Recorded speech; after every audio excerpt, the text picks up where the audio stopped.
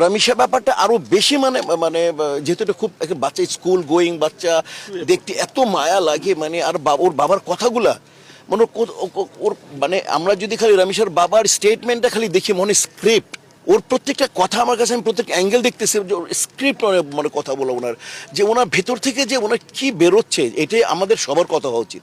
রামিসার বাবাই যাতে মানে আজকে মানে যেটা আমাদের সবার বলা উচিত ছিল রামিসার বাবা বলে যাচ্ছে, যেটা আমাদের প্রশাসনের করা উচিত ছিল এটা প্রশাসনের একটা মানে যে অবস্থা আমাদের যে কেন দেরি হবে কেন ভাই, বা মনে করো যে হ্যাঁ সে স্বীকার যাই হোক আইনের ব্যাপারটা তো আমি তো বলতে পারবো না, তবে ইমোশনের ব্যাপারটা আমি বলতে পারি, যেহেতু ইমোশন নিয়ে আমি যে জগতের সাথে জড়িত সেই ইমোশন নিয়ে আমি জড়িত।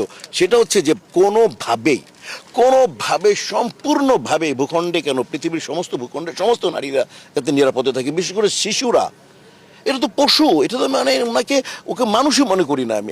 এই টাইপের যারা নারীদেরকে সম্মান করতে পারলো না, যে গর্ভ থেকে জন্ম যে পুরুষ নারী জাতকে সম্মান করতে পারলো না, পুরুষ নাই তো কাপুরুষ, এবং তার বেঁচে থাকার কোনো মানে অধিকার নাই, এবং তার পরিবারকে এবং তার ওয়াইফেরও মানে দৃষ্টান্তমূলক শাস্তি হওয়া উচিত, যে এইভাবে যাতে কেউ খালি সহযোগিতা করলে যাতে তার এমন মানে শাস্তি মানে হওয়া উচিত যাতে মানুষ মনে রাখে, এই অন্তত রামিসার ব্যাপার থেকে আমরা চাই যে এমন একটা এক্সাম্পল তৈরি করুক গভর্নমেন্ট। আমার বক্তব্য একেবারে পরিষ্কার। আমরা যারা চলচ্চিত্র বানাই, চলচ্চিত্র তুমি আমার যতগুলো ছবি দেখবে যে আমাদের গল্পের মধ্যে আমরা স্পষ্ট দেখাই, সেটা হচ্ছে যে যদি কোনো নারীর যদি তার সম্ভ্রম স্খলন করা হোক, তাহলে তার কিন্তু প্রত্যেকটা চলচ্চিত্রের প্রত্যেকটা ডাইরেক্টর, প্রত্যেকটা প্রডিউসার, প্রত্যেকটা স্ক্রিপ্ট রাইটার এই মেসেজটা দিয়ে গেছে যে তার যাবজ্জীবন হবে অথবা তার ফাঁসি হবে, মরে যায়। কোনোদিনই দেখবা না ছবিতে কোনো রেপিস্ট মানে জীবন্ত আছে।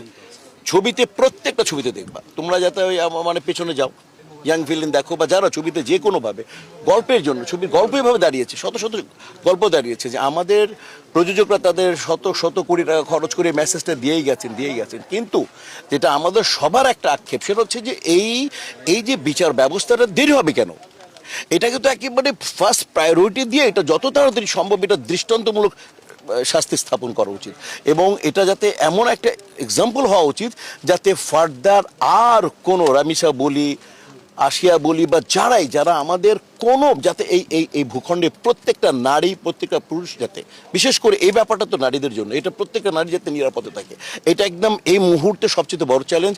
এবং এভাবে যদি ইনশাল্লাহ আমরা না আগায় যাই তাহলে আমাদের জন্য এটা খুব ভীতিকর।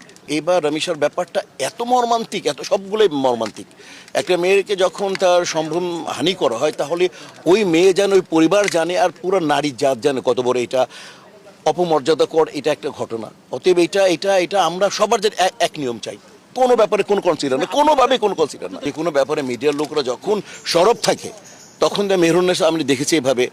আপনারা যখন সরব থাকবেন ইনশাআল্লাহ, তো এবার তো দেশবাসী সরব, আপনাদের সাথে সবাই আমরা সরব, যে স্টপ এবং উই ওয়ান্ট জাস্টিস, যে কোনোভাবে হোক।